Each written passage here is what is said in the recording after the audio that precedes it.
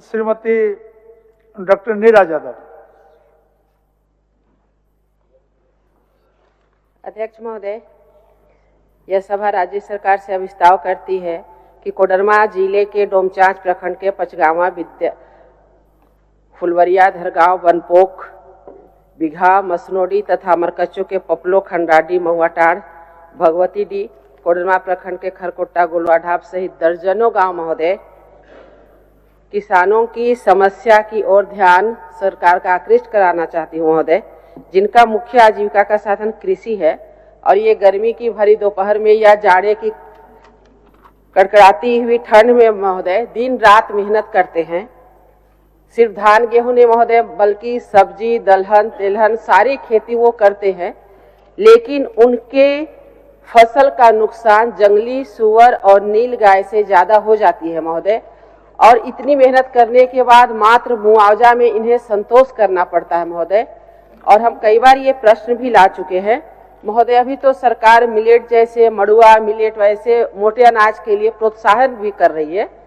तो बस हम ये चाहते हैं कि जो किसानों का गुहार है, जो उनकी समस्याएं हैं, उसके निदान के लिए सरकार जो रेलवे ट्रैक के दोनों ओर घेराबंदी की जा रही है सीमेंट के स्लैब से, या तो वो घेराबंदी करा दे, क्योंकि हम पूरे एरिया की बात नहीं कर रहे हैं, जो प्रभावित एरिया है उसमें 8 से 10 फीट का ऊंचाई, जिससे कि नीलगाय तड़प न पाए, तो वो घेराबंदी करा दे महोदय, या तो फिर चहारदीवारी करा दे, ये हम आग्रह करते हैं। माननीय मंत्री जी।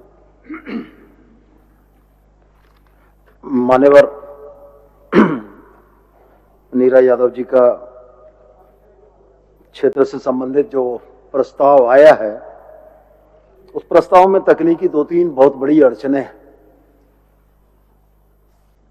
भारतीय रेल के द्वारा फ्रेट कॉरिडोर या हाई स्पीड कॉरिडोर बनाने के लिए जो रेल मार्गों की घेराबंदी हो रही है, वो अलग विषय है। उसमें वन्य जीवों के कॉरिडोर का ध्यान रखा गया है। जहां पर एलिफेंट कॉरिडोर है या वन्य जीवों के पार करने के रास्ते हैं, वहां पर उन चीजों की वैकल्पिक व्यवस्था की गई है। माननीय सदस्य ये प्रेषित करना चाह रही हैं कि मैन एनिमल कन्फ्लिक्ट जो है, उसमें उन गांवों को संरक्षित किया जा सके। हमारे साथी जनार्दन पासवान जी का पूर्व में भी यही प्रश्न आया था, कमोबेश यही हमने जवाब दिया था कि चूंकि ऐसा कोई प्रेसिडेंस नहीं है, ऐसा कोई पहले से बना हुआ रास्ता नहीं है, क्योंकि अध्ययन इस बात का भी कराना होगा कि यदि वो पशुओं का कॉरिडोर पड़ता है तो वैसी स्थिति में उसको अवरुद्ध नहीं किया जा सकता है। मैं माननीय सदस्य से आग्रह करूंगा कि जो मुआवजे का मसला है, उसमें अगर कहीं कोई गलती है, त्रुटि है, तो स्पेसिफिक अगर हमारे संज्ञान में लाती हैं तो विभाग के संबंधित पदाधिकारियों को निर्देशित करके जो क्षतिपूर्ति हुई है उसका उचित मुआवजा उनको दिलवाने का प्रयास हम लोग करेंगे। और आइंदा भी जो हमने चतरा के विधायक जनार्दन पासवान जी को कहा था, वही आपसे भी आग्रह करूंगा कि वैसी घटनाएं यदि रिपोर्टेड होती हैं तो कृपया आप अनुशंसा कर दें, और उन अनुशंसाओं के आलोक में अगर विभाग ने उनको संज्ञान नहीं लिया तो निश्चित रूप से उनके ऊपर हायर अथॉरिटी के लोग बैठे हुए हैं, वहां तक इस मामलों को ले जाकर उपयुक्त क्षतिपूर्ति हम लोग दिलाने का काम करेंगे। अध्यक्ष महोदय, हमारा जो अभिस्ताव है महोदय बिल्कुल क्लियर है। ये हम पूरा फॉरेस्ट लैंड को चहारदीवारी या घेराबंदी की बात नहीं कर रहे महोदय। कुछ जो क्षेत्र है महोदय, जो कि घनी आबादी वाला क्षेत्र है, उससे सटा हुआ जंगल है महोदय, तो वहां पर क्या होता है कि पड़ती जमीन है, बंजर भूमि में भी किसान, कुशवाहा समाज के, जो मेहता समाज के लोग हैं महोदय, या और भी समाज के लोग सिर्फ उसी पे डिपेंड है महोदय।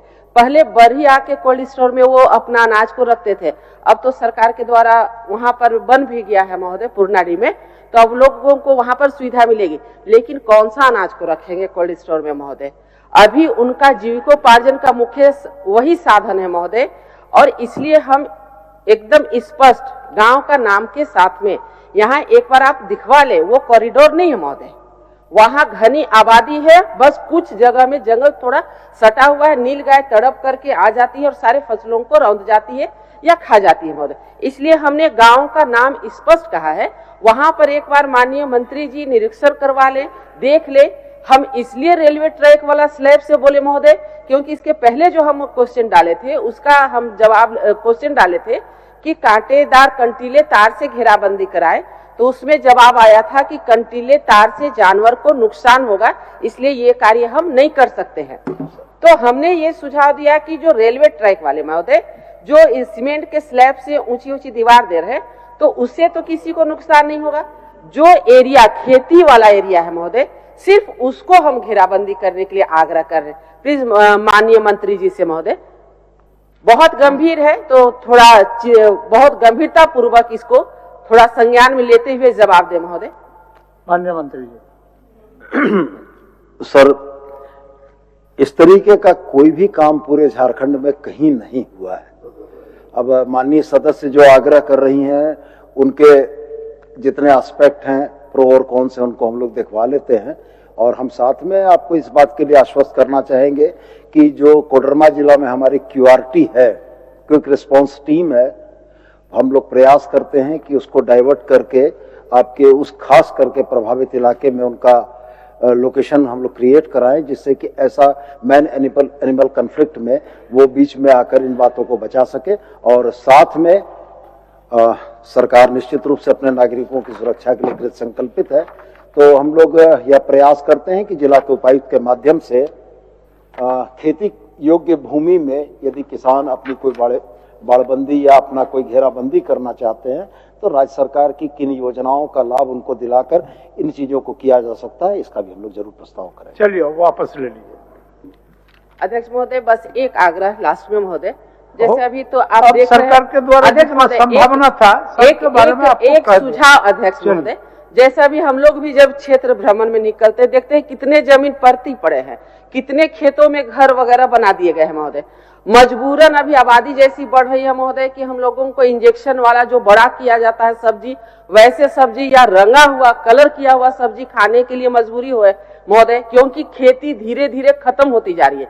तो जो कम से कम कर रहे हैं महोदय, उनको हम प्रोत्साहित जरूर करें, उनको हम हतोत्साहित न करें, इसके लिए बस आग्रह है। और माननीय मंत्री जी ने बहुत संज्ञान में लिया है महोदय, तो हम स्वागत करते हैं। और हम चाहते हैं कि एक समय सीमा बस थोड़ी सी बता दें, क्योंकि बहुत दिन से हम ये प्रश्न ला रहे हैं। देखिए, उनको पगड़ी भी पहनाया जा रहा है, तो आप काफी संवेदनशील माननीय मंत्री जी हैं, तो एक बार केवल हमको समय सीमा बता दें, फिर हम अब इस को वापस लेते हैं महोदय। एक बार समय सीमा के बाद महोदय। QRT को इनके प्रभावित क्षेत्रों में भेजने के संबंध में हम लोग विभाग को त्वरित निर्देश कर देंगे, और कृषि विभाग से उन किसानों को क्या बेहतर सुविधाएं दी जा सकती हैं, जिले के उपायुक्त के माध्यम से उनको हम लोग प्रेषित कर। समय सीमा प्लीज माननीय मंत्री जी, समय सीमा त्वरित बोल दिए तो त्वरित जल्द ही भेजेंगे, सदन समाप्त होगा। 2 महीना, 3 महीना, 6 महीना, कुछ तो बताइए माननीय मंत्री जी। मैंने तो आपसे कहा कि QRT को रिलोकेट करने के लिए विभाग को निर्देश चला जाएगा, और उपायुक्त कोडरमा को इस बात के लिए भी निर्देश चला जाएगा कि कृषि विभाग की जिन योजनाओं से किसानों की फसलों को संरक्षित किया जा सकता है, उन योजनाओं को देखते हुए उसमें कार्य आरंभ करें। चलिए वापस लीजिए। ठीक है महोदय, हम ये विश्वास के साथ अपने अभिस्ताव को